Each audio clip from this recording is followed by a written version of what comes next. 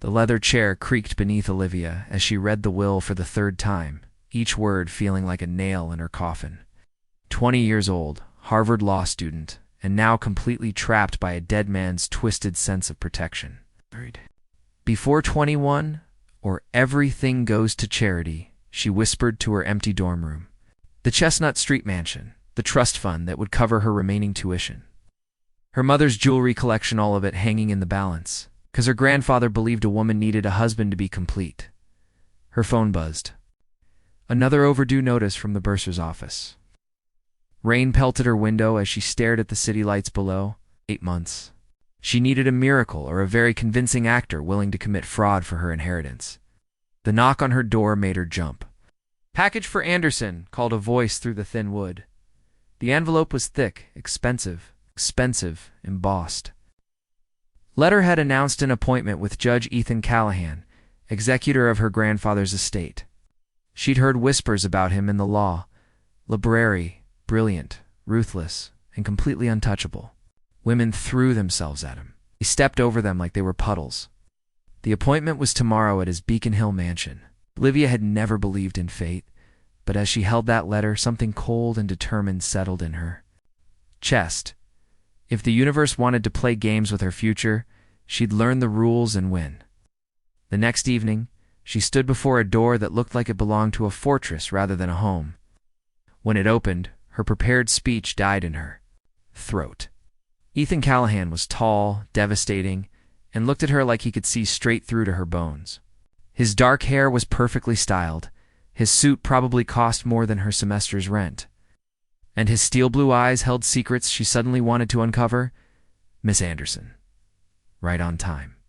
His voice was velvet over steel, and when he stepped aside to let her in, she caught the scent of cedar and something darker, more dangerous.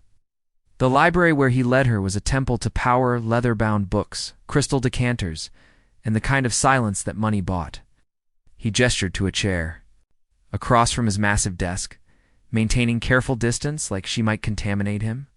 "I understand your situation," he said without preamble. "Your grandfather's will is both specific and problematic. Problematic is one word for it." She kept her voice steady, despite the way he was studying her. "I assume you called me here?" To discuss the timeline, something flickered in his eyes. "Actually, I called you here to propose a solution." Her heart stopped. What kind of solution? Marriage? Legal? Temporary? And strictly contractual? He delivered the words like he was discussing the weather. "You fulfill the will's requirements, secure your inheritance, and we dissolve the arrangement after a suitable period." The room spun. She gripped the arms of her chair, staring at this man who had just offered to marry her like it was a business transaction. "Why?" The word came out hoarse. "You don't know me. You could have." "Anyone? I knew your grandfather." For the first time, something almost human crossed his features. Henry Anderson was a good man who made one monumentally stupid decision. "I won't let his antiquated views destroy a promising legal career." She studied his face, searching for the catch. Men like Ethan Callahan didn't do favors for struggling students without expecting something in return. "What do you get out of this?" The ghost of a smile touched his lips. "Let's just say I have my reasons for needing a temporary wife. This arrangement would be mutually beneficial." As the offer hung between them like a loaded gun. Marriage to a stranger. Or losing everything her family had built. "I need time to think." 48 hours, he said, standing to signal the meeting was over. After that, the offer expires. As she walked back into the rain, Olivia realized the decision had already been made the moment she'd walked through his door. She just had to find the courage to say yes to a man who looked like he could destroy her without breaking a sweat. But first, she needed to figure out what Ethan Callahan was really hiding behind those calculating eyes.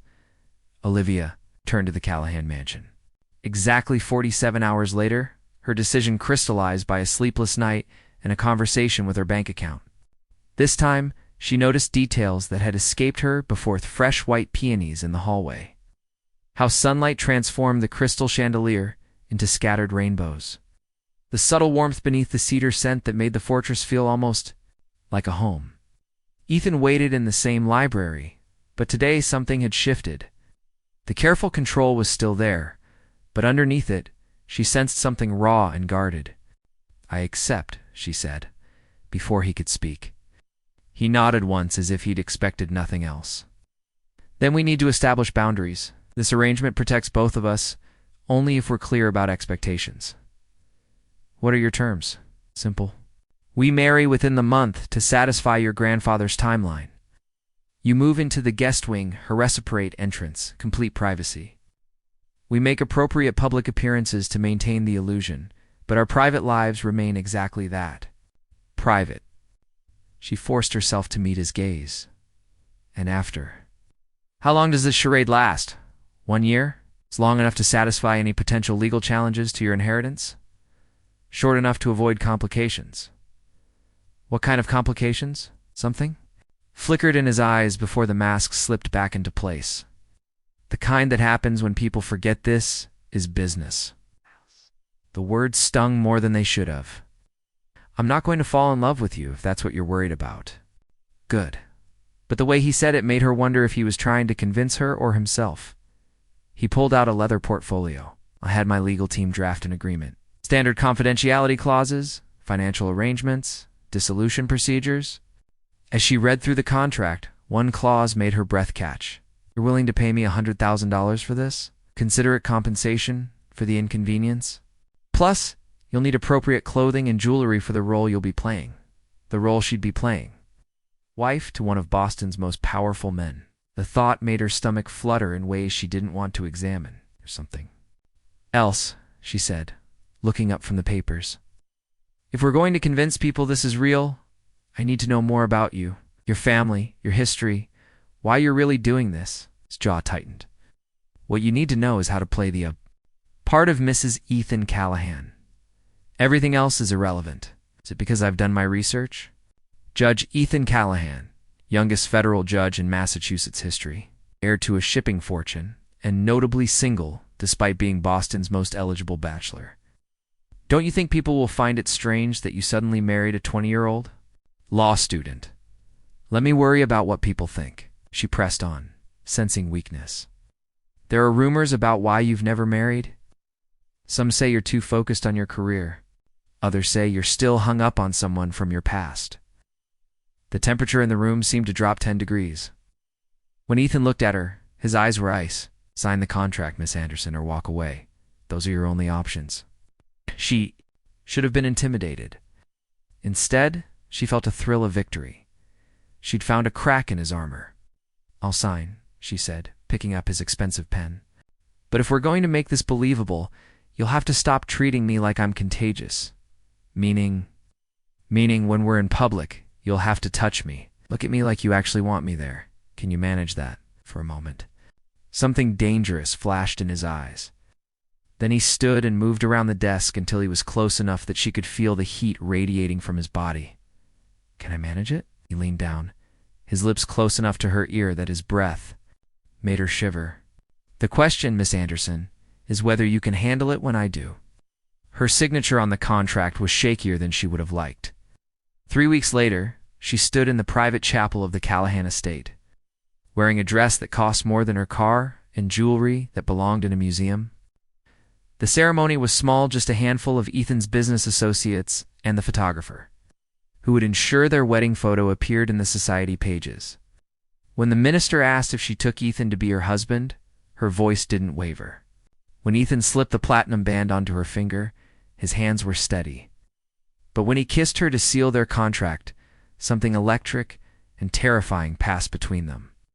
Something that felt nothing like business and everything like the beginning of a very dangerous game.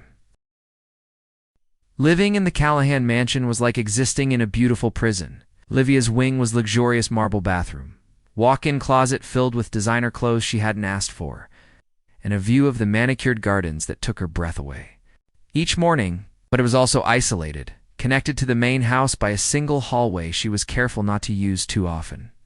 For 3 months they maintained their careful distance. Ethan left for court before she woke up. She attended classes and studied in the library while he worked late in his study. They met only for the carefully orchestrated public appearance-saturated galas, business dinners, society functions where she played the role of devoted young wife. While he played the part of a man who'd found love later in life, the act was convincing. Too convincing. "You two seem very happy," Margaret Whitmore, the governor's wife, commented at a museum fundraiser. "It's wonderful to see Ethan finally settled." Olivia smiled and leaned into her husband's side, feeling the way his arm tightened around her waist. "We're very lucky to have found each other." "Indeed," Ethan murmured, pressing a kiss to her temple that sent heat racing through her veins. "I never expected to fall so hard." Nice. The words were part of their performance, but the way his voice dropped when he said them made her forget they were acting. Later that night, as they rode home in the back of his car, the silence stretched between them like a live wire. "You're getting good at this," she said finally. "At what? Pretending to be in love with me?" He turned to look at her, his face shadowed in the passing streetlights. "Who says I'm pretending?" Hurt stopped. "Ethan."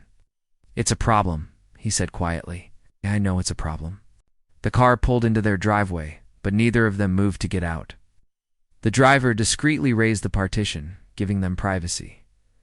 "We agreed this was business," she whispered. "I know what we agreed." His hand found hers in the darkness, thumb tracing over her wedding ring. But somewhere between the museum opening and the governor's dinner, between watching you debate constitutional law with Senator Morrison and seeing you laugh at Judge Williams' terrible jokes, "I forgot this was supposed to be temporary." She should pull her hand away. Should remind him of their contract, their boundaries, their carefully constructed walls. Instead, she found herself leaning closer. "This complicates things. Everything about you complicates things." His other hand came up to cup her face. "You were supposed to be a quiet, grateful little law student who'd take my money and disappear after a year. Sorry to disappoint you. You didn't disappoint me. That's the problem." He kissed her then, and it was nothing like their wedding kiss. Performative, safe. This was desperate and hungry, tasting of champagne and something darker. She kissed him back with months of pent-up tension, her fingers fisting in his tuxedo jacket. When they broke apart, both were breathing hard. "This is a mistake," she said against his lips. "Probably the contract can be modified." But even as he said it, she saw something flicker in his eyes. A shadow that reminded her there were still secrets between them, still parts of himself he kept locked away. "What aren't you telling me?" she asked. The mask slipped back into place so quickly she almost missed it. "Nothing that changes anything between us." But it did change things. Over the next few weeks, the walls they'd built began to crumble. Ethan started joining her for breakfast. She began working in his study, their laptops side by side as rain drummed against the windows. He helped her prepare for her constitutional law final. She listened to him practice opening arguments for major cases. The separate bedrooms became a formality. Most nights she fell asleep on the couch in his study, and most mornings she woke up covered by his jacket. The scent of cedar and warm skin surrounding her like a promise. But promises, Olivia was learning, were dangerous things. She should have known their fragile happiness couldn't last. Should have remembered that Ethan Callahan was a man who hoarded secrets like other people collected art. The truth came in the form of a manila envelope delivered to her law school, marked personal and confidential. Inside were photographs. Ethan with a woman, beautiful, elegant, laughing up at him with the kind of intimacy that spoke of years together. The photos were recent, taken just days before their wedding. At the bottom of the envelope was a note in feminine handwriting. "Ask your husband about Isabella. Ask him why he really needed a wife so quickly. He deserved to know what kind of man." "You married?" Standing in the law library, surrounded by the scent of old books and broken dreams, Olivia realized she'd made the classic mistake of falling for her own performance. She'd forgotten that Ethan Callahan was an expert at playing roles, and she'd just been cast as the naive girl who'd fallen for every line. Olivia confronted Ethan that night in his study, the photographs spread across his mahogany desk like accusations. He stared at them for a long moment, his face carved from stone. "Where did you get these? Does it matter?" Her voice was steadier than she felt. "Who is Isabella?" He poured himself a scotch with hands that didn't quite shake. "Someone I used to know?" "Used to know?" "These photos were taken 3 days before our wedding, Ethan. 3 days. The scotch disappeared in one swallow. It's complicated. Uncomplicated. She picked up one of the photographs, Ethan's hand on the woman's cheek, both of them laughing like they shared the world's most perfect secret. Were you sleeping with her while you were married to me? That's not what this is about. Then tell me what it is about. She was shouting now, months of careful control finally cracking. Because I was stupid enough to think that maybe, just maybe, this thing between us was real. He slammed his glass down, the sound echoing through the room. You want the truth? Fine. Isabella Marchetti is the daughter of a federal judge who's been investigating my family's shipping business for tax evasion.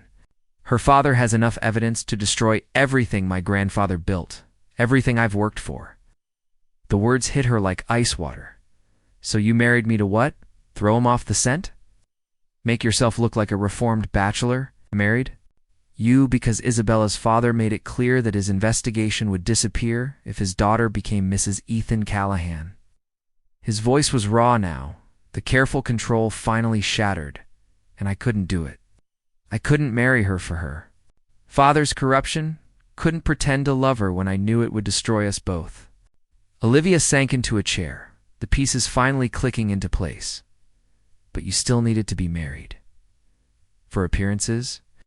To buy time. The investigation is ongoing. If I'm seen as a stable married man, it gives me credibility while my lawyers handle the legal aspects. If I remain single, especially after being linked to Isabella, it would look like I was hiding something. Which you are. His laugh was bitter. My family's business practices from 40 years ago. Yes, my feelings for you. No, that was never part of the plan. She looked at the photographs again, seeing them differently now. The woman was beautiful, but there was something desperate in her smile, something forced in the way she clung to Ethan's arm. You were saying goodbye to her, she realized. I was telling her I couldn't give her what her father wanted. What she wanted? He moved around the desk until he was standing in front of her, and she didn't take it well, so she sent me these to break us up. Sent you those because she knows what I've been too stupid to admit to myself. He knelt beside her chair, his hands covering hers, that I fell in love with my contract wife, and it's the most terrifying and wonderful thing that's ever happened to me. Tears burned her eyes. How do I know you're not lying? How do I know this isn't just another performance? Instead of answering with words, he stood and walked to his safe. The combination he entered was her birthday, something she only realized when she saw the numbers on the keypad. From inside, he pulled out a thick file. These are the divorce papers, he said, placing them in front of her. I had them drawn up 2 months ago when I realized I was falling for you. I was going to file them after your inheritance was secure, give you your freedom before I did something stupid like tell you I love you. She stared at the papers, his signature already on every page that required it. All she had to do was sign, and she'd be free. Rich, educated, and completely alone. Why didn't you file them? Because I'm selfish. He touched her face, thumb brushing away a tear she didn't realize had fallen. Because somewhere between your first smile and your last legal argument, I started hoping you might choose to stay. The investigation will be resolved one way or another. My lawyers are confident we can settle without criminal charges. But even if we can't, even if I lose everything, I need you to know that loving you was never part of any scheme. It was just the best accident of my life. She looked at the divorce papers, then at the man who'd become so much more than a convenient solution to her problems. The man who'd helped her study for finals, who brought her coffee when she worked late, who'd taught her that sometimes the most dangerous risks were the ones worth taking. There's something you should know, she said quietly. His face went pale. What? I never signed the dissolution clause in our original contract. He stared at her. What do you mean? Page 12, subsection 3. The automatic divorce after 1 year. She pulled out their marriage contract, pointing to the unsigned line. I kept meaning to initial it, but I never did. Technically, our marriage has no expiration date. For a moment, he just stared at her. Then he started laughing, first genuine, unguarded laugh she'd ever heard from him. So we're stuck with each other? Only if we want to be. He kissed her then, desperate and relieved and full of promises neither of them had dared to make. Before, when they broke apart, she picked up the divorce papers and fed them, page by page, into the fireplace. "What are you doing?" "It's burning our way out," she said, watching their signatures curl and blacken in the flames. "'Cause I love you too, Ethan Callahan. Contract or no contract." But as they stood together, watching their divorce papers turn to ash, neither of them noticed the figure in the garden outside, photographing their embrace with a telephoto lens. Isabella Marchetti hadn't given up on destroying Ethan's life. She'd simply moved on to Plan B. The scandal broke on a Tuesday morning with all the subtlety of a hurricane. Photos of Olivia and Ethan's intimate moment by the fireplace were splashed across every gossip website and newspaper in Boston, accompanied by a detailed exposé about their contract, marriage, and the ongoing federal investigation. "Judge Callahan's sham marriage exposed," screamed the headline in the Boston Herald. "Law student paid $100,000 to play wife in tax evasion cover-up." Olivia found Ethan in his study surrounded by newspapers and legal documents, his phone ringing nonstop. His face was carved from stone, but she could see the fury burning in his eyes. "How bad is it?" she asked. "Bad." He gestured to a stack of legal papers. "The Bar Association is launching an ethics investigation. The federal prosecutor moved up the timeline on the tax case, and my law clerks just informed me that 3 of my current cases are being reassigned." "I'm sorry." The words felt pathetically. "Inadequate? You're sorry?" He looked at her like she'd lost her mind. "Olivia, you're about to be dragged through the mud for a decision I forced on you. Your law career could be over before it starts." She moved to his desk, pushing aside the newspapers to perch on the edge. "Then we fight back." "With what?" "The truth?" His laugh was bitter. "The truth is that I married you for my own selfish reasons. Fell in love with you, and now I've destroyed both our futures. The truth," she said firmly, "is that I married you to save my inheritance. But I'm staying married to you because I love you. Everything else is just noise." Before he could respond, the doorbell rang. Through the window, they could see news vans lining the street, reporters with cameras pressed against the gates. Mrs. Callahan, the housekeeper, appeared in the doorway. "There's a woman here to see you. Says her name is Isabella Marchetti, and that it's about the photos." Ethan stood so quickly his chair toppled backward. "Don't let her in." "Actually," Olivia said, straightening her spine, "let her in. It's time we all had a conversation." Isabella Marchetti was everything the photographs had suggested. Deliged, beautiful, and radiating the kind of confidence that came from never having to fight for anything in her life. She swept into the study like she owned it, her eyes immediately finding Ethan. "Hello, darling," she purred. "Lovely to see you again, Isabella." Ethan's voice could have frozen fire. "I believe you've met my wife." "Oh, yes." Isabella's smile was sharp as a blade as she turned to Olivia. "The famous contract bride. Tell me, dear, how does it feel to know you're just a placeholder? Like I'm talking to someone who's spent so much time being daddy's little princess that she never learned the word no?" Olivia replied sweetly. Isabella's perfect composure cracked slightly. "Ethan belongs with me. We have history, shared values, similar backgrounds. You're just a gold-digging child who got lucky.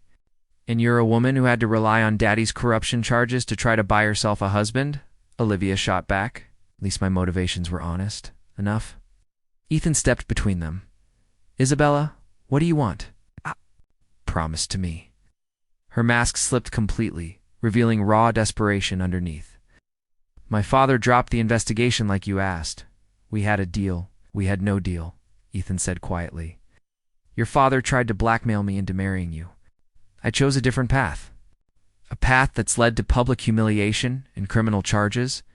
Isabella's voice rose. "Look around you, Ethan. Your career's over. Your reputation is destroyed. All for what? Girl young enough to be your daughter?"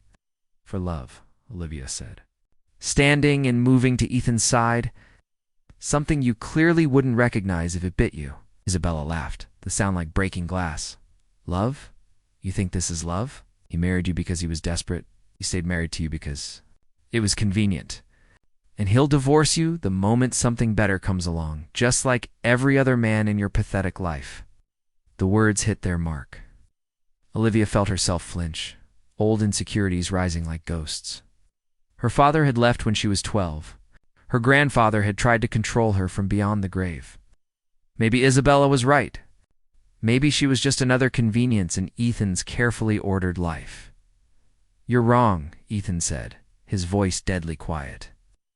"But since you seem determined to destroy everything I care about, let me make something perfectly clear." He moved to his desk, pulled out a thick legal document, and handed it to Isabella. "This is a lawsuit for defamation, invasion of privacy, and stalking. My lawyers filed it this morning. The photos you took were taken on private property without consent.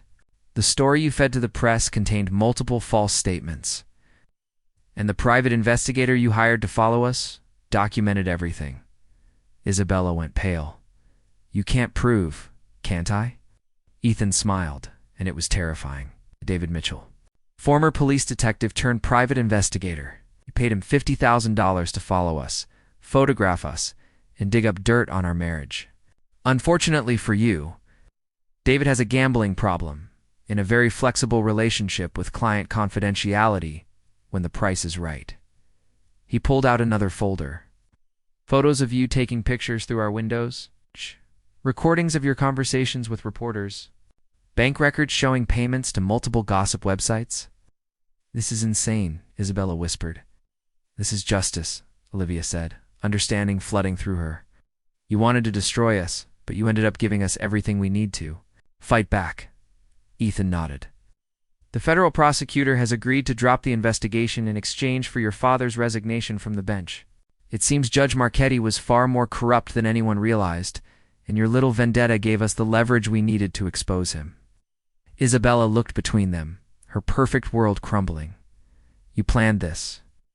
"We defended ourselves," Ethan corrected. "There's a difference." As Isabella fled, her threats echoing behind her, Olivia turned to her husband. "How long have you known about the private investigator?" 2 weeks. I wanted to see how far she'd go before I stopped her." He pulled her into his arms. "I'm sorry. I didn't tell you I wanted to protect you from this." "We're partners now," she said, reaching up to straighten his tie. "That means we face things together, even if it costs us everything."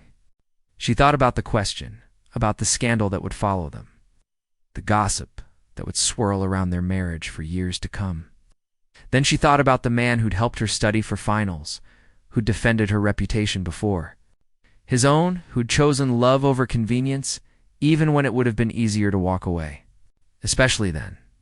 6 months later, Olivia passed the bar exam with the 3rd highest score in Massachusetts history. Ethan returned to the bench after an ethics investigation cleared him of all wrongdoing. Their marriage, born of desperation. And contracts had survived everything the world could throw at it. On their first real anniversary, they renewed their vows in the same chapel where they'd first promised to love and cherish each other. This time, there were no contracts, no conditions, no expiration dates, just 2 people who'd learned that sometimes the best things in life begin with the most desperate gambles. And that love, real love, is worth fighting for no matter the cost. As they danced together in the garden where Isabella had once lurked with her camera, Olivia smiled up at her husband. "Any regrets about our unconventional beginning?" Ethan spun her around, her laughter floating on the evening air. "Only that. It took me so long to realize I'd fallen in love with my own wife." Their kiss tasted like champagne and promises, like second chances and hard-won happiness. Like the ending to a story that had begun with desperation and bloomed into something neither of them had dared to dream possible. In the distance, church bells chimed midnight, marking not just the end of their perfect day, but the beginning of a future they'd write together, no contracts required. Deal like this video if the story touched your heart. Subscribe for more emotional tales and share with someone who believes in the power of true love. And let us know in the comments. We love connecting with our global community of romance lovers.